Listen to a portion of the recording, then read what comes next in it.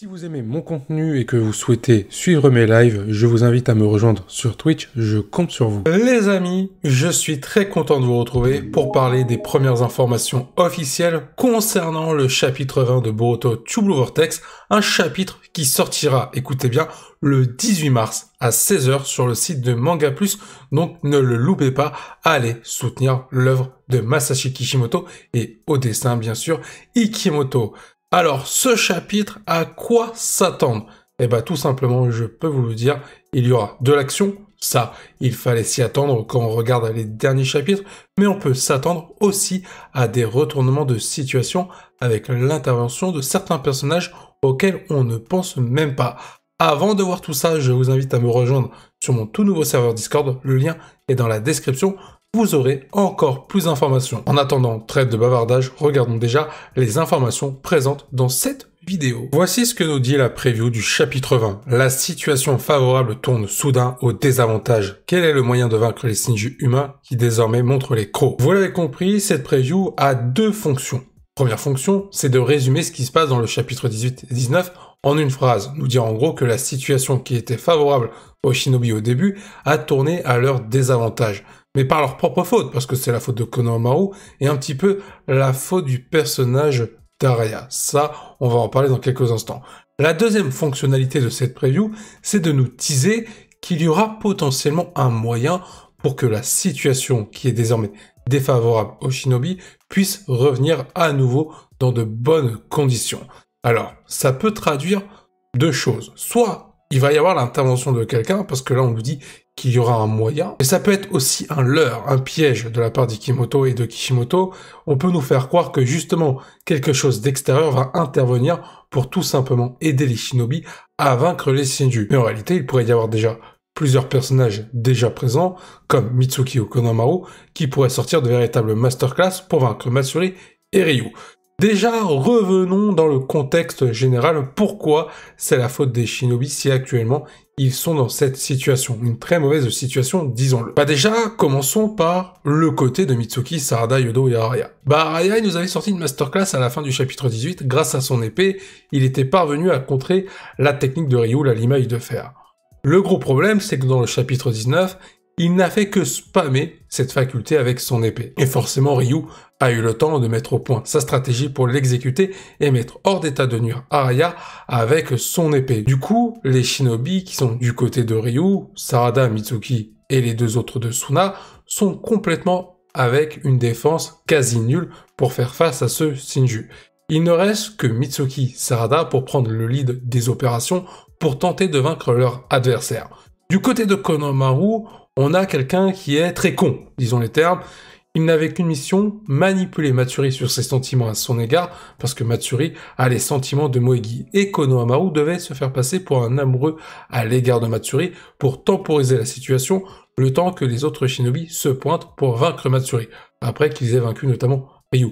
Sauf que là, rien ne s'est passé. Konohamaru, il a tout foiré. Il a été incapable de faire la distinction entre Matsuri et Moegi. Pour lui, tout est réservé à Moegi et non Matsuri.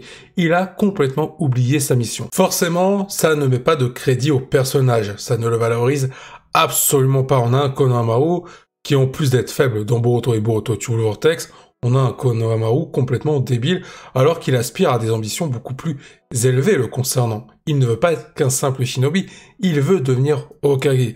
Il veut être la relève, la véritable relève de Naruto. Là, clairement, c'est mal barré. Mais il peut se rattraper, parce que là, on se dit qu'avec le chapitre 19, on a un Konohamaru qui est dévalorisé, mais qui pensait à Moegi et qui comprend qu'il doit vaincre Matsuri s'il ne veut pas mourir dans un premier temps, et dans un deuxième temps, s'il bat cet adversaire, il pourra libérer celle qu'il aime réellement, c'est-à-dire Moegi. Donc il y a une prise de conscience de sa part, et il va devoir assumer ses responsabilités à la hauteur des ambitions que j'ai citées juste avant, pour vaincre Matsuri. Mais comment se dire que c'est possible que l'exploit est permis du côté de Konohamaru? En soi, on nous a teasé un Konohamaru qui a été capable de développer certaines variantes de Rasengan pour l'aspect défensif.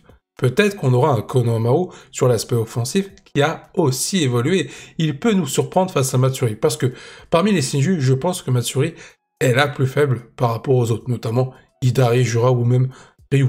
même le personnage de Mamushi, qui est l'alter ego de Bug, je pense qu'il est au-dessus de Matsuri. Donc en soi, Matsuri est l'adversaire idéal pour Konohamaru. Je pense aussi que ça peut permettre à Konohamaru, qui est le petit-fils de Hiruzen Sarutobi, le 3e Hokage, on peut voir ce personnage s'illustrer, peut-être en se sacrifiant une belle mise en avant, on aura une mort à la Asuma pour le côté émotionnel, mais on peut aussi garder le personnage en vie.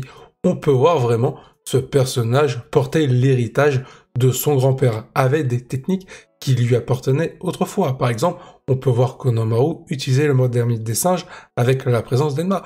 Pourquoi pas cette fameuse intervention que j'ai citée tout à l'heure, le personnage qu'on s'attend le moins, le retour de Enma qui avait épaulé Hiruzen Sarutobi face à Orochimaru. On pourrait aussi avoir l'intervention d'Orochimaru. Pourquoi pas? C'est déjà arrivé dans le manga, celui-ci a déjà sauvé Konohamaru. Ce serait un très beau parallèle de le faire une nouvelle fois avec Konohamaru. Ça mettrait pas de crédit pour le personnage en soi, parce qu'encore une fois, Konohamaru, il serait incapable de se débrouiller tout seul, mais ce serait intéressant d'avoir à nouveau ce tandem Konohamaru, Orochimaru face à Matsuri. Ce serait beaucoup plus intéressant avec ces enjeux-là. Et derrière, Orochimaru, une fois que Matsuri a été vaincu, Orochimaru pourrait apporter au développement de Mitsuki. Il pourrait aussi intervenir du côté de Mitsuki directement, sans aider Konohamaru, parce que oui, du côté de Ryu, on peut aussi parler de ce combat qui va s'intensifier. Sarada Mitsuki, je pense qu'ils vont prendre vraiment les pleins pouvoirs de ce combat-là, d'avoir cette mise en lumière. Pourquoi? Parce que tout simplement, les autres, ce sont des personnages secondaires et ne sont pas au niveau de Sarada Mitsuki. Donc je vois vraiment les deux faire quelque chose face à Ryu, et peut-être qu'Hidari pourrait intervenir pour justement empêcher la défaite de Ryu et s'opposer à Sarada. Donc Mitsuki pourrait affronter Ryu, pour nous rappeler un peu le teasing qui nous avait été fait avec son alter ego, Shinki, contre Mitsuki. Mitsuki pourrait donc avoir un véritable développement contre Ryu, pendant que Sarada, elle, aura son développement contre Hidari, avec tous les enjeux autour de Sasuke et le Mangaku Sharingan de Sarada. On est d'accord, ça peut partir dans tous les sens. J'ai parlé de plusieurs interventions, Orochimaru du côté des protagonistes, Enma avec Konohamaru, pourquoi pas, j'ai parlé d'Hidari, qui pourrait intervenir pour aider Ryu. On pourrait avoir aussi d'autres surprises. Par exemple, Mamushi pourrait débarquer pour s'en prendre à Eda, cette fois-ci du côté de Konoha. Mais il y a une autre intervention, et cette fois-ci, on va rester encore une fois dans le combat qui nous est présenté entre les shinobi et les Senju du côté du village de Suna. Et le personnage qui pourrait intervenir, on l'a déjà vu dans cet arc, mais pas encore en action, c'est le personnage de Kankuro. Ce personnage-là est lié à Gaara et à Shinki. On sait qu'il y a un lien très fort avec ces trois personnages-là. L'occasion est donc parfaite de faire intervenir ce personnage-là aux côtés de Konohamaru pour qu'il puisse vaincre tous les deux Matsuri.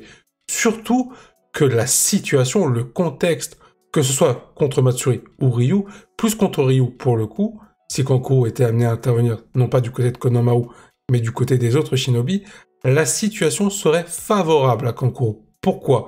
Parce que déjà, c'est sur son terrain, dans son pays, et en plus de ça, c'est un marionnettiste. Il maîtrise aussi cette faculté que peut maîtriser Ryu, notamment la limaille de fer. Kankuro est capable de déjouer Ryu sur cet aspect-là. On mettrait en avant du coup ce personnage secondaire qui pourrait donc avoir une véritable importance par rapport à ce fameux lien que j'ai cité avec lui, Gaara et Shinki. Cette fois-ci, avec un Kankuro qui parviendrait à battre, avec l'aide de Sarada Mitsuki et les autres, le personnage de Ryu. On peut rêver, ça pourrait être très intéressant, et c'est l'occasion de mettre en avant un personnage secondaire en tête de liste. On peut évidemment parler de d'autres éléments, d'autres personnages qui pourraient venir apporter leur pierre à l'édifice et briller.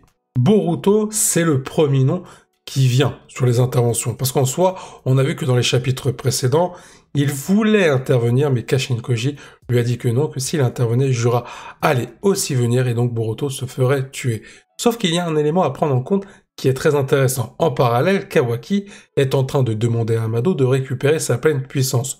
Donc si Boruto est amené à intervenir, Kawaki sera là en renfort pour aider Boruto si Jura intervenait également.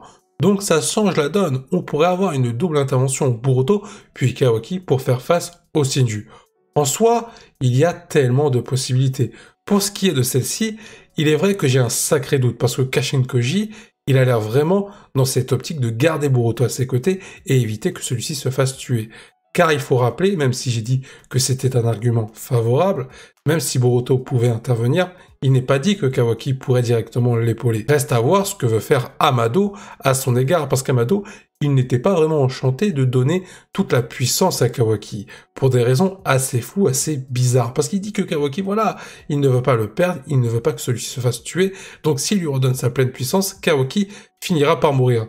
Mais avec un Kawaki bridé, celui-ci a plus de chances de mourir. En soi, les explications d'Amado sont assez floues et pas forcément cohérentes sur certains aspects. Il se pourrait donc que le chapitre 20 mette en lumière, en cliffhanger, la manipulation d'Amado à l'égard de Kawaki avec un Kawaki qui pourrait retrouver sa pleine puissance, mais Amado dans l'ombre qui serait en train de sourire en se disant que son plan fonctionne très bien.